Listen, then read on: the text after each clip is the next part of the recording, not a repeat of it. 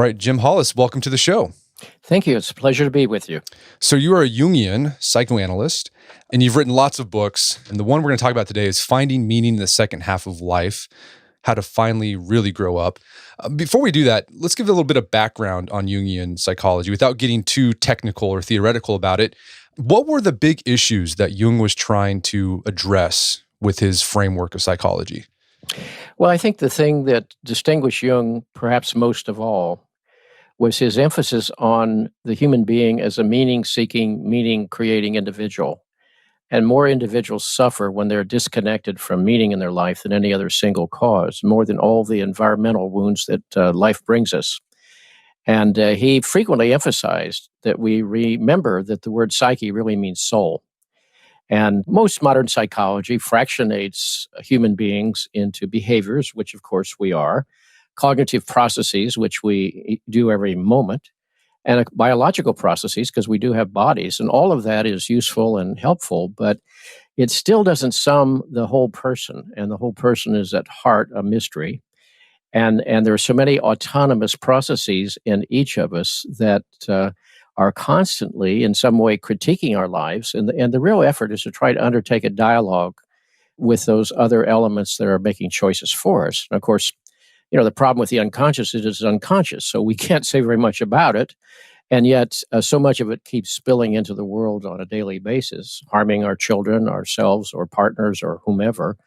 And so it's about a kind of accountability to one's own psychological reality and a responsibility for what spills into the world through us, and an effort to dialogue with the depths of the human soul and the psyche, and also to recognize that if we're in a meaningful relationship to our own souls, then we can go through difficult times, we can suffer, we can experience conflict and defeat, and still feel the rightness of our lives.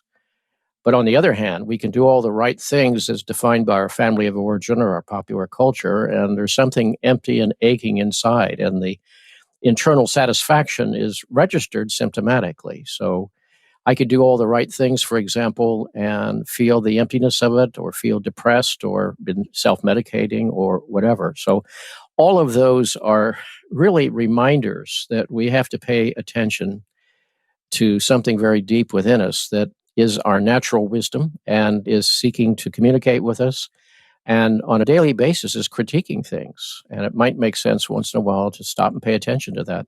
So I think this is useful. So it sounds like what Jungian or depth psychology, these are answering like existential questions about life itself. Mm-hmm. So I think the example of depression is a good one to sort of differentiate the different types of psychology, because you've been talking about that. So depression, we do know that there's a physiological aspect to it, and you can use medicine to treat it. There's also a cognitive aspect to it. So you can do things like cognitive behavioral therapy, where you change the way you think about an issue, so you're not thinking negatively all the time.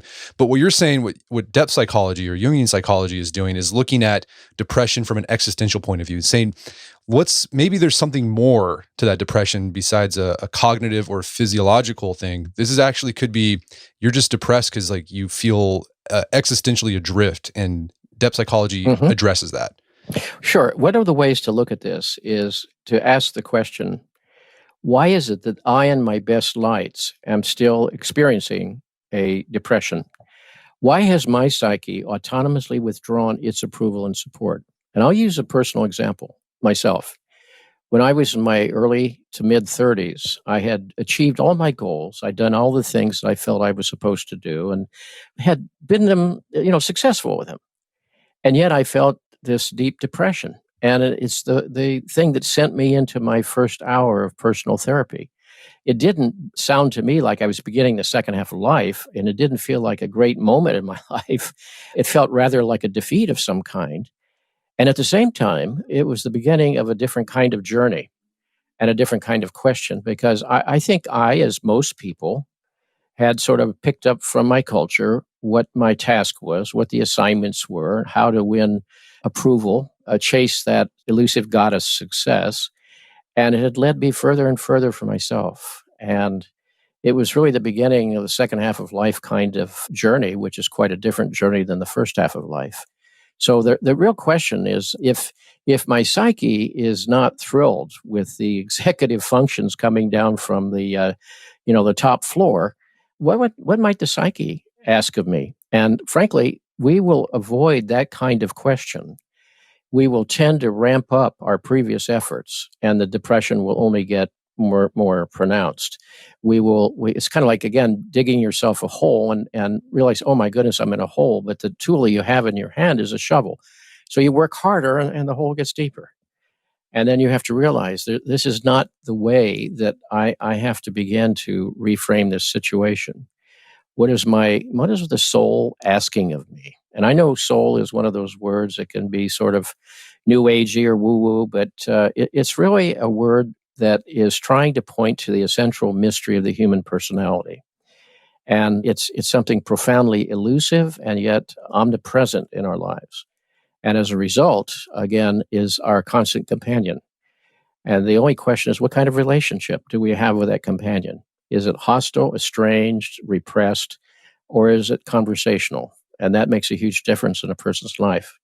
So it sounds like if anyone's had that moment where they're lying in bed at night, staring at the ceiling, wondering, what am I doing with my life? They are doing depth. There's on the steps of depth psychology. Absolutely. They're asking the right question. Because, in the first half of life, one could say, and this is somewhat of an overgeneralization, but I think it's true, we all have to sort of address, what is the world asking of me? What do my parents want? What do the school teachers want? What does the employer want? What does your partner want? I mean, what is the task that my environment is speaking to me? And we throw ourselves into it in good faith. And that's important. It helps build enough ego strength, and it builds enough sort of maturation and hopefully personal accountability that allows us to ask those questions later when the bottom seems to fall out. So you're right. It's at 3 a.m, the hour of the wolf, as it's called, that one often is stricken with the sense of futility or a sense of emptiness or a basic fear. And out of that can come a different life. It's not necessarily something we want to do. It's something that life is asking of us. So in my own case, I think I probably just worked harder to avoid that encounter. So the depression had to intensify until it finally got my attention.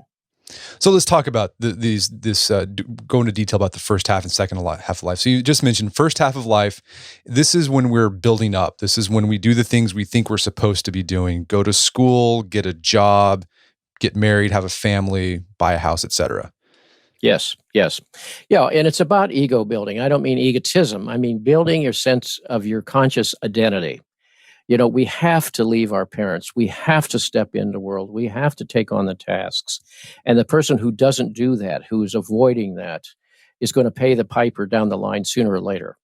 But we have to step into the world. And it has been suggested by others that it's a kind of ego world axis. What is the world asking of me? And can I mobilize my resources, my sense of discipline, or my willingness to pay my dues legitimately in order to meet those tasks? And that's part of growing up.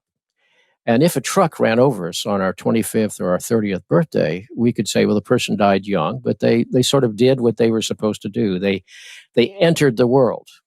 But then again, the autonomy of the psyche begins to manifest later. And we have to remember, first of all, we're living so much longer than any time in human history.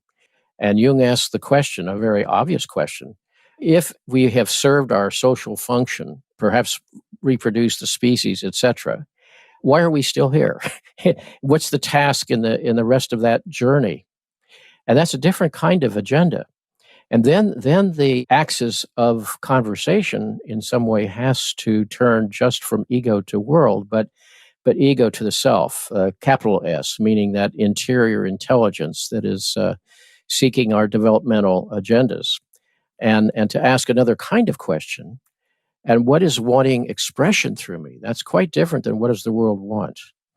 And then the question is, all right, what is it that my own soul is asking of me? And that can lead to some very difficult choices in life. It can lead to new directions in life. It can lead to the ending of something and the beginning of something else. And that that in-between time is very difficult. One of the first books I wrote was called The Middle Passage, because I realized that the folks I was seeing after I'd returned from training in Zurich had different presenting situations, different life histories, different sort of ways of seeing their lives. But one thing was in common, and that was their understanding of self and world. Their psychological roadmap, if you will, had played out. It was exhausted and wasn't working. And something better hadn't appeared on the horizon.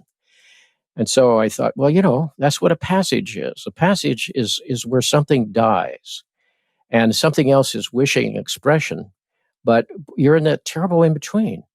And part of the task of therapy, certainly, is to hold together the fragments. In other words, you still go to your job, you still take care of your children, you still tend to the tasks of legitimate summons of the outer world. And at the same time say, but I also have to start turning within and saying, all right, what is calling me here? What is beckoning me? Or why this internal discord? And so the whole notion of a passage in the middle of our lives, we know something about the adolescent passage of leaving home and getting a big body and stepping into big roles, assuming I've left my parents and their mistakes behind. I'm only out there unconsciously repeating them or running from them or trying to fix them, but I'm never free of them. And again, that tends to dominate the first half of life chronologically. But then the second half is where I have to ask, all right, where do I go now? Whither goest I? And that can be a very humbling and frightening encounter, because for a while we don't know. And not everybody's in therapy, of course. And people may say, oh, well, this hasn't occurred to me. But it often does in ways of which they're unaware. And this is not necessarily to be tied to one's chronological age, for example. Sometimes it hits people full in the face when their marriage breaks up, or when they're forcibly downsized at work, or when they're aging and have to face an illness, or they've lost a partner, or forced to retire. And then you realize how much that other relationship or that job was carrying their sense of self for them. And now that is no longer there to carry it for them on behalf of them, where does it go? It falls back into one's own psyche, either as a depression or as a kind of panic. So the passage occurs when it occurs. And I've seen people go through it in their 60s and 70s, for example. Again, not tied chronologically, but it's whenever we are obliged to, take our life seriously in a new way and set off in a new direction. So I know that many of our listeners are in their 20s, so they're like in the middle of this first half of life. And something that I thought was very useful in your book is that you describe the influence that one's family, peers, and culture have on you in this first half of life. And I guess this is what Jung would call complexes, right? Sure. Complexes are not necessarily bad things. Complexes are expressions of the fact that we have a history.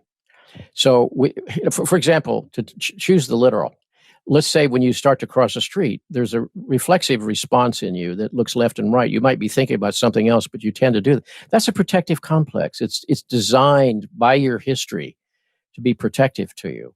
We have other clusters of history, and think of complexes as clusters of our history. When triggered, they have the power to come up and take over the ego structure and enact their old program. That's why we have these repetitions in our lives. And so we think when we're young and let's say if I'm a 21-year-old or 22-year-old, I just graduated from college and so forth, and I'm setting off in my life and I'm doing all the things I'm supposed to do, I think, well, I've left that world behind. And yet we know upon visioning it later, we were either repeating those patterns or we were running from them. And whenever a person says, oh, I don't want to be like my mother, or I don't want to repeat my father's life, we're still living reactively rather than out of some directive core. Or thirdly, we'll be out there trying to fix it somehow, trying to stay busy, trying to stay unconscious, self-medicating, whatever. Those are the kinds of recognitions that we have that, in some way, we're still in some way captive to whatever the messages are. Not to even forget for a moment the powers of popular culture to define what does it mean to be successful? What does success mean? Well, we have all kinds of definitions in our exterior environment, but what if they're not in accord with, what if your idea of being successful is to make a lot of money? So go ahead and do that and see if that really works. Because we know tons of people who've made tons of money, and they're often very emptied souls, or they're often people who are doing a lot of self-medicating, or always wills the wisp and always looking for some new distraction. So it's in those moments then you begin to realize, all right, sooner or later, in other words, if I were 2021 listening to this, I would say, well, what do I do to avoid this? I don't know, to tell you the truth. It's like, go out, make your choices, live your life, but once in a while surface and say, where am I really? What does this really feel like inside of me? What's going on here? Does this feel like it's really about me, or is it about me still trying to prove something? And, when you're young, you have to go out. And I've said to people, look, the first half of life, speaking very loosely, is pretty much a gigantic, unavoidable mistake. And they laugh because they think I'm making fun of it, but I'm not. It's like, go live your life, create a life, make mistakes, but then try to figure them out. And then realize, okay, life is to some degree experimentation. But then you realize, okay, I tried this job. I mean, many times people work very hard in school or to prepare for a certain profession or something. And I mean, I've worked with so many very unhappy lawyers, for example, or a number of frazzled doctors, or a number of other people who worked hard to achieve a professional identity. And then in the end, they find themselves burnt out, or they find themselves utterly bored with what they're doing. And it's not that they did something wrong. It's that they were serving an agenda that was not appropriate for the rest of their journey. And rather than see this as a huge disappointment and defeat, one has to say, all right, it is what it is. It was what it was. And now I have to figure out what the next journey is about. And that could be a tremendous opportunity for redefining oneself and for taking new directions. And the biggest project, frankly, of the second half of life is the recovery of personal authority. We have it when we're children. It's called instinct. But we're tiny, dependent, vulnerable, afraid, have to sort of fit into the circumstances of our family or the world around us. And, we trade it away every day. And the second half of life is finding personal authority and living it. And personal authority means sorting through an extraordinary amount of traffic that flows through us at any given moment. I mean, it's busier in there than LAX at rush hour. And the question is, all right, where are those voices coming from? And which one's coming from my own soul? And which ones are coming from my family origin? Where is it coming from my popular culture? I mean, that's a sorting process that goes on the entire length of one's life. Because the day I don't pay attention to that, then there's a good chance that I'm on automatic pilot again. And I'm serving one of those inherited voices. And then secondly, having discerned something that really you feel is right for you, then to have the courage to live it, and to live it over time with whatever costs come to you. Because that's how you get your life back again. I think the second half of life is sort of getting your life back again, meaning taking some ownership of it and achieving a greater sense of personal sovereignty and personal integrity. Well, as you're describing, when you said that the first half of life is, you can kind of sum it up as a unavoidable big mistake we all have to go through. I know Jung he uses myth a lot, and when you talked about that, it reminded me of the Buddha, the story of Siddhartha, where he tried the life of gluttony and whatever, and then that didn't work out, and then he tried extreme asceticism, that didn't work, and then he finally reached enlightenment. Mm-hmm. Sure. And it's very interesting. If I remember correctly, he was living in this pleasure palace that his very indulgent parents created for him until he was 28. And one day he wandered out into the world for the first time, and he saw what I think they call the four passing sights. And he saw a beggar, and he realized for the first time there's want. He saw a person who was afflicted with pain, and he realized for the first time the body could be a source of suffering. He saw a wandering monk, and he realized for the first time there was potentially a life of the spirit in addition to that of the body. And he saw a corpse, and he realized for the first time that there's such a thing as mortality. and it absolutely overwhelmed his system, as we know. And then he wandered for 7 years, rather, as you just mentioned, exploring all kinds of options until he reached some kind of enlightenment. And his basic enlightenment was, the chief cause of human suffering is the management system the ego has achieved, maybe worked hard to achieve, but it's that gets one into trouble over and over and over. In Jung's memoir, Memories, Dreams, and Reflections, he frequently says, in his own self-exploration of midlife, well, here's another thing I didn't know about myself, and it felt like a defeat. Well, why would it feel like a defeat if you've learned something important about yourself? Well, it's because the ego's invested in its own fantasy of sovereignty. I know who I am. I have enough knowledge to make proper choices. I'm doing the right things. I'm a smart guy, et cetera, et cetera. And then, life shows up and pokes a hole in that. And those humbling experiences are the ones where we most begin to learn and find different directions. So you mentioned this passage from the first half to second half. There's no chronological age to it, and rather it's usually an event that draws them to that passage. Mm-hmm. Does it have to be? Does there have to be an event, like you have to lose a job, you have to lose a loved one for that to happen? Okay. No. Well, let me just mention, for example, in I think it was 1884, 85, Tolstoy published a novella called The Death of Yvonne Illich, and that's a name in Russian that means something like John Johnson. So it was meant to be an everyman sort of story. And this is a guy who, it's worth your reading. It's a story of a guy who did all the right things. He went to the right school, lived in the right neighborhood, married the right person, espoused the right social and political values, was a lawyer and then became a judge and was rising the system and everything. And he was just following the script as faithfully as he could. And then one day there's a pain in his side that just doesn't go away. And to shorten the story, it basically, he finds that he has a terminal illness. And for the first time in his life, he begins to question things. So in that story, it's an event. It's an illness of substantial proportions.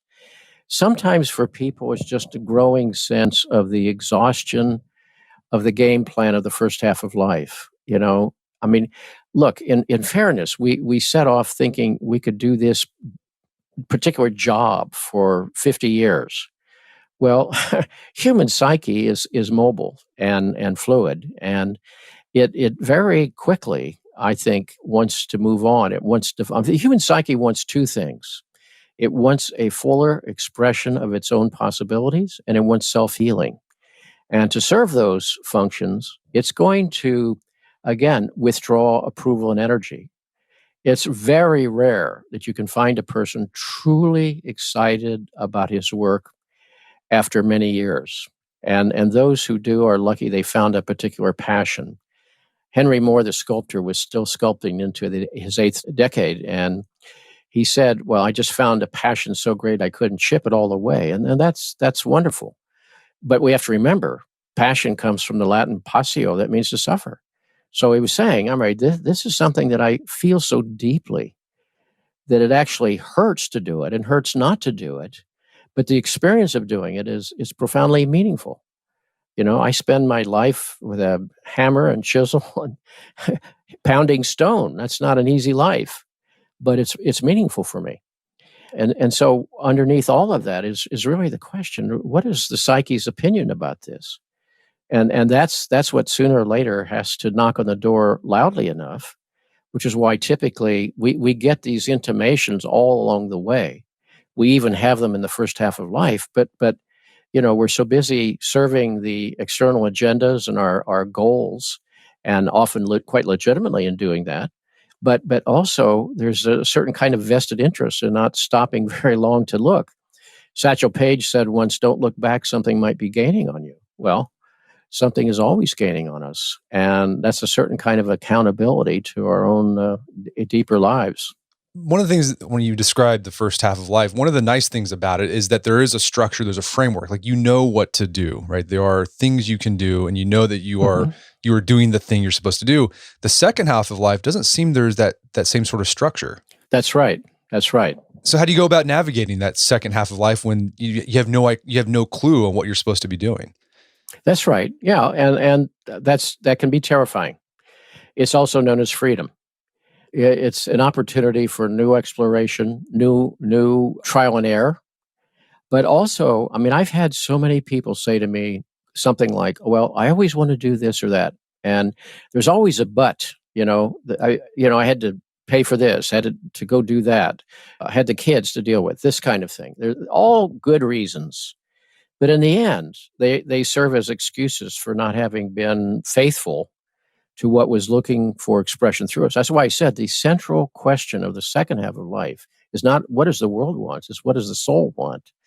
And another way of looking at that is what is looking for expression in the world through me. That can be a career, for example, or a line of employment, but it's usually not that narrow. It's like stepping into your own personhood because that's the person. This is not self-indulgence. This is serving the self. There's a difference. That's the person you will share with your partner. That's the person you share with your children, your neighbors, your society. This Jung said, individuation, which he didn't mean narcissism or individualism. He said it's about serving what's wanting expression through you. And he says that means at times withdrawing from the collective, which creates a kind of debt, he said, and that debt is paid for by returning a more evolved person to your relationships and to your society. And that's why, in a sense, it's the greatest gift to our society for you to become who you are. Again, not in service to narcissistic interests or self-absorption. It usually will call for sacrifice, courage, and persistence over time. But that's who you become, and that's something that's, frankly, rolling fewer problems into the next generation. Well, you mentioned, freedom is terrifying. I think Erich Fromm, he wrote that book, Escape from Freedom, right? Whenever you actually have the chance to be freed, I think a lot of people have that tendency to, I'm going to go back to that first half of life structure because I'm comfortable with that. Of course. Yeah. So, yeah, of course. So how do you manage that? Like when you deal with patients who, they're asking those questions and they're on that precipice, but then they want to retreat, like how do you move forward?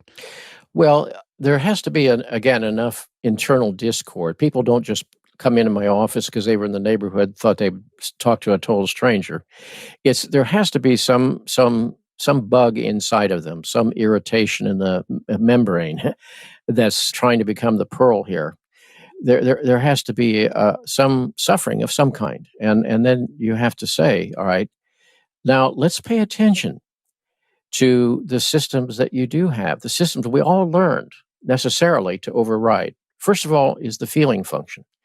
You say, well, everybody knows about their feelings, right? Well, stop and think for a moment. Feelings are not something we create. Feelings are autonomous, qualitative evaluations of how our life is going by the psyche. What we do from an ego standpoint is we pay no attention to them, we anesthetize them, we project them onto other people. Feelings are not created by us. They occur. So you stop and pay attention. And if you really at times stop and ask, but how do I really feel about this? And I have to say really, because you can't trust the first responses. They're going to be filtered through the complexes. They're going to be protective or avoidant or deflective. How do I mean, you sit with that. How do I really feel about that? Then you realize your feeling function draws you towards certain directions or courses in your life. Secondly is energy systems. We can mobilize our energy, and we do, and we have to, and that's fortunate. But if you keep expending energy in the wrong direction, it's going to lead to that boredom and then to burnout. You remember Joseph Campbell said once, you spend your life trying to climb the ladder and then you realize you placed your ladder against the wrong wall. Well, you spend a lot of energy going up the ladder, but then you realize, oh, this is not where I was supposed to be going. So energy systems ultimately are clues. When we're doing what's right for us, the energy systems are there. In other words, when I'm doing what is right for me, I am flooded with that supportive energy. And when I'm doing what's wrong, I have to be working against my own grain. My wife has been a painter, for example, and I've seen her lost, so to speak, in the canvas. And it's almost like she doesn't know where she is. And that's good because she's in the grip of that energy and it carries her. Or there are times when I've been doing something like writing or working with someone. I have no sense of time because the energy is there, the flow is there. Thirdly, we have dreams. We average 6 dreams per night, which is a lot of activity. Nature doesn't waste energy. It's trying to communicate with us. And I know most people are going to say, well, I don't pay attention to my dreams, or I don't remember them.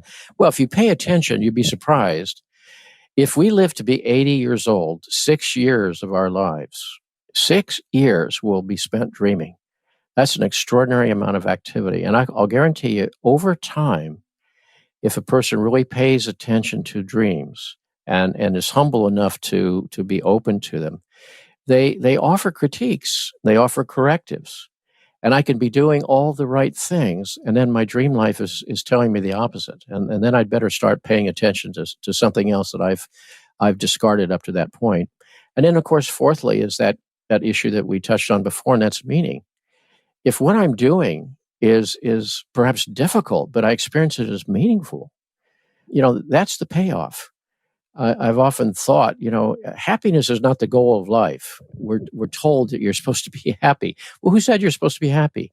You're here to be here as yourself, as authentic a person as you could be, and that sometimes is not going to fit into the world, or that's not going to be pleasing to everybody, maybe not even pleasing to you, but it also feels right. It feels authentic, so that your identity, your standpoint, your activities, your investments, your choices are in some way experienced as meaningful.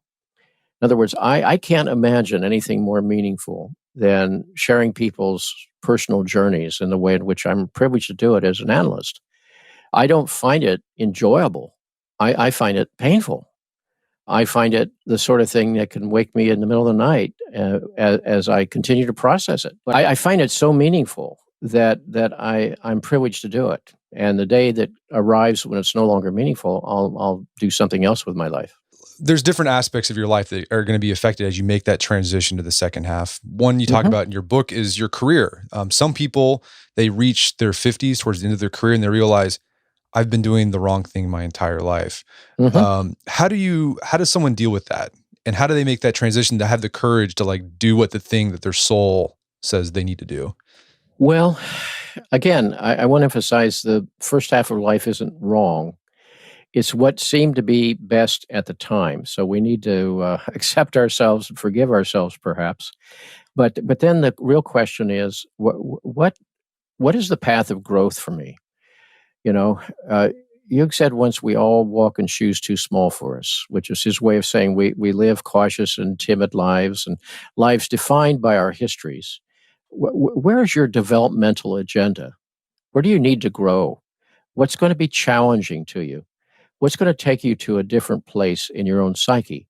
That could be within the same work, let's say, but looked at or approached from a completely different angle. And sometimes it needs to go in an entirely different direction altogether. In my first half of life, I was a college professor, and I enjoyed it very much. What was still appealing to me was teaching. So I've continued teaching, but I left behind teaching 18-year-olds, and it wasn't anything wrong with being 18. It's just that there was a conversation that's possible at 40 to 70 or 80 that is not necessarily possible at 18. So I realized I was spending my time teaching and conversing with people that was not necessarily appropriate for the second half of life, which is one of the reasons I made the transition to being a therapist.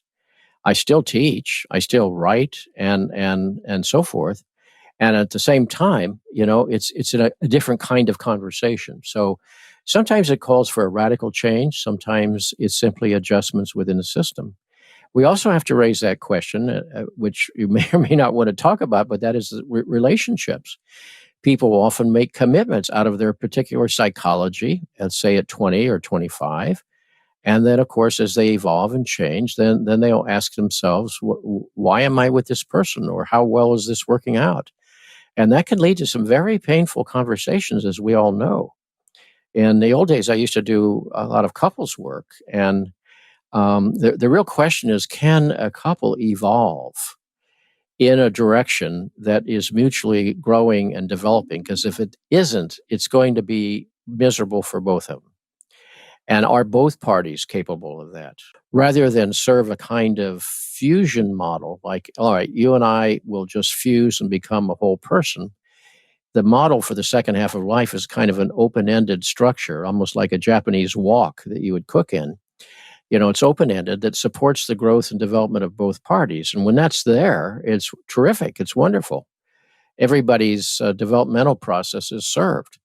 And when one person is stuck and it blocks the other person, it can be very, very difficult, as we all know. So I know you've written about men before specifically, and the way you described the first half of life about ego building seems like men would be really into this sort of thing: success, career, sure, family. What does that first half of life look like for men and the people you've dealt with, the clients you've had?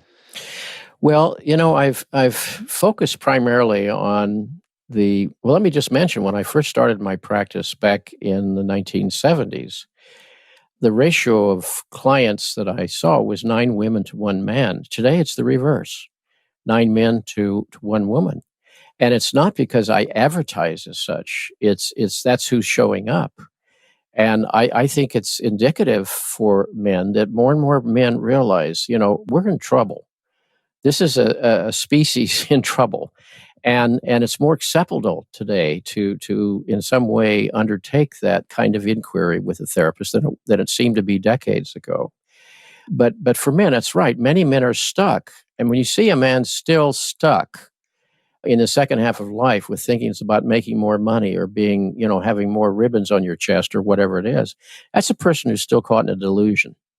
And he's going to have some serious appointments with his own mortality and aging when the time comes. One of the ways I've put it when I've spoken with women's groups who have on occasion asked me to talk about, well, tell us about those crazy people called men. I say, try to imagine 3 things.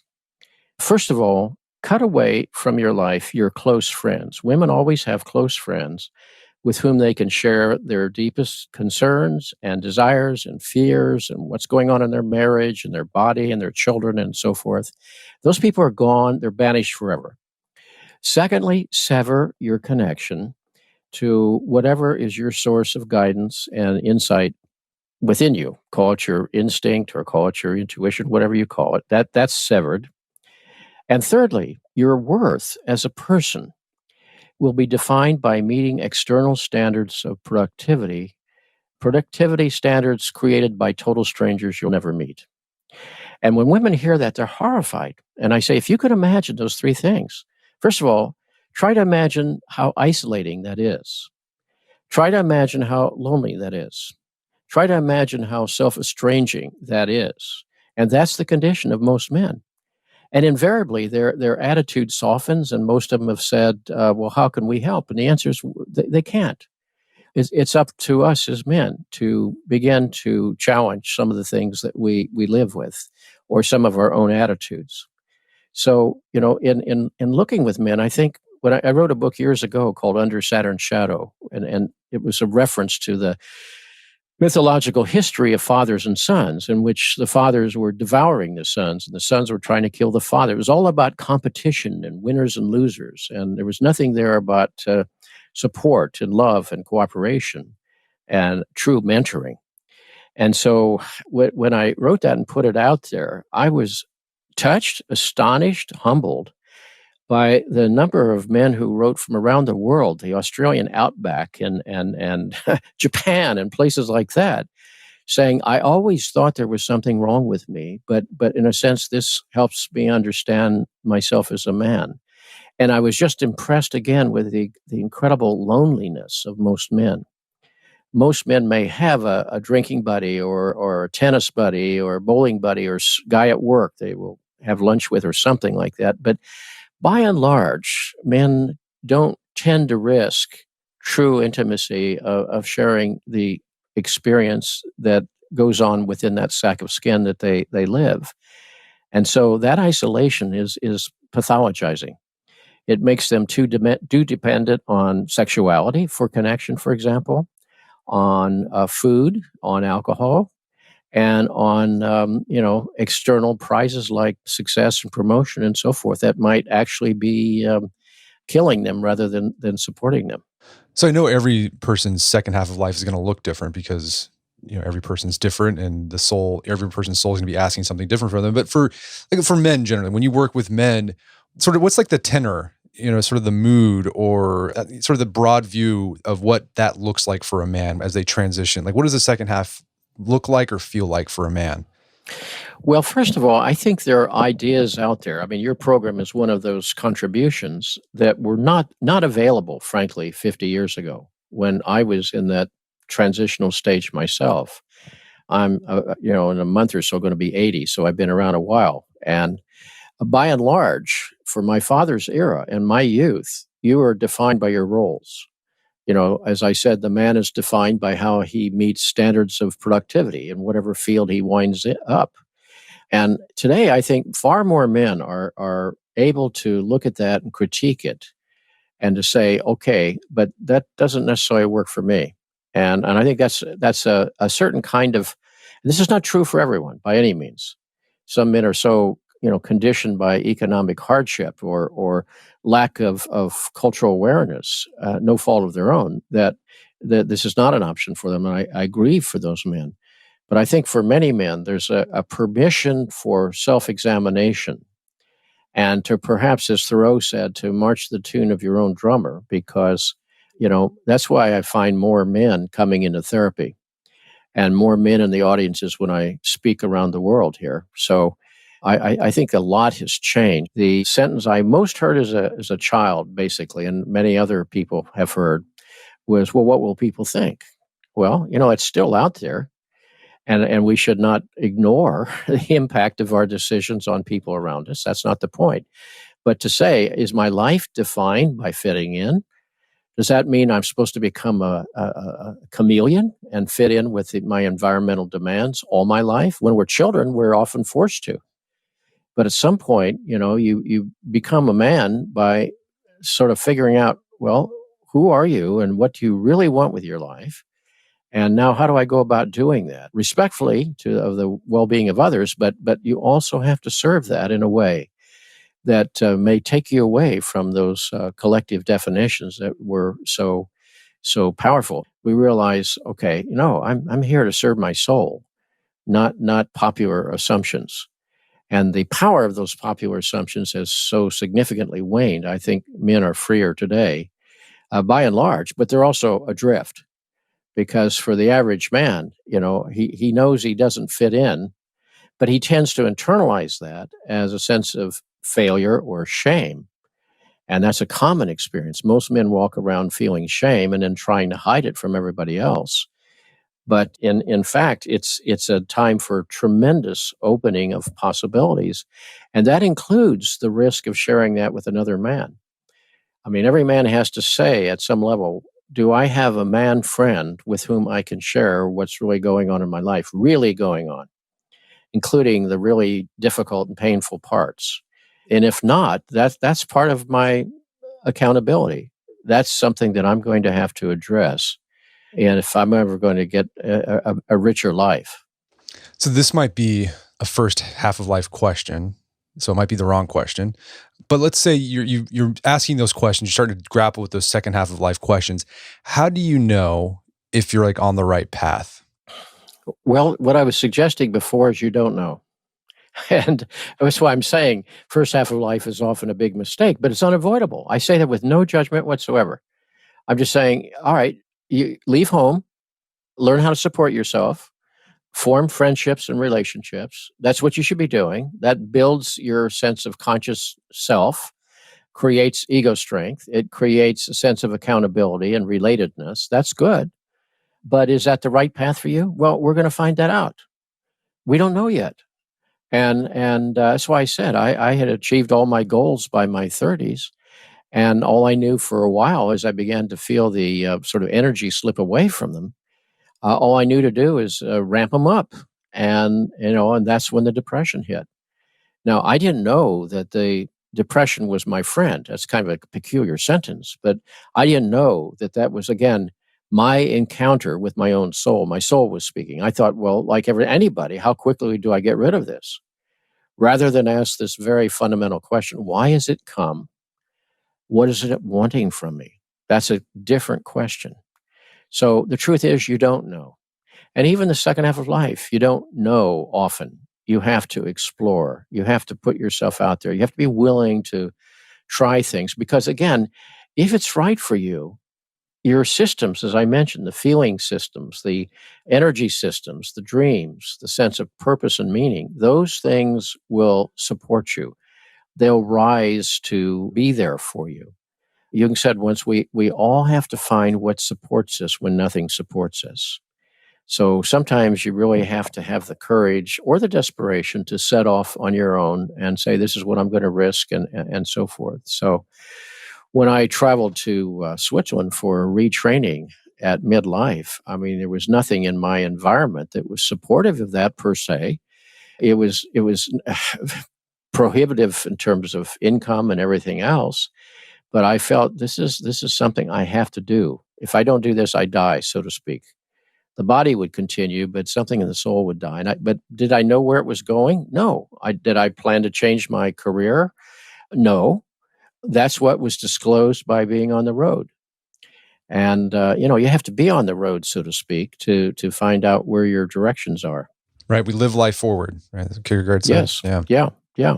And as I said, forgive yourself for mistakes, because if you learn from it, there's no such thing as a mistake. You say, what do I need to learn from that? Now I know that I'll factor into my decisions in the future. Well, Jim, this has been a great conversation. Is there some place people can go to learn more about your book and your work? Well, I have a website, simply jameshollis.net, and certainly books are on Amazon and other places like that. So I hope those books. I've always thought of books as trying to share this kind of conversation with people I haven't met out there, and so. I never wrote books to make money. You don't make a lot of money from this, but I certainly think of it as serving that teaching vocation, which I've always experienced. And if people read it and find something of value there, then I feel deeply grateful to be a part of that. Well, Jim, thanks so much for your time. It's been a pleasure. You're welcome, sir, and good luck to you. My guest today was Dr. James Hollis. He's the author of the book, Finding Meaning in the Second Half of Life, How to Finally Really Grow Up. It's available on Amazon.com and bookstores everywhere. You can find out more information about his work at his website, jameshollis.net. Also check out our show notes at aom.is/second half, where you can find links to resources where you can delve deeper into this topic.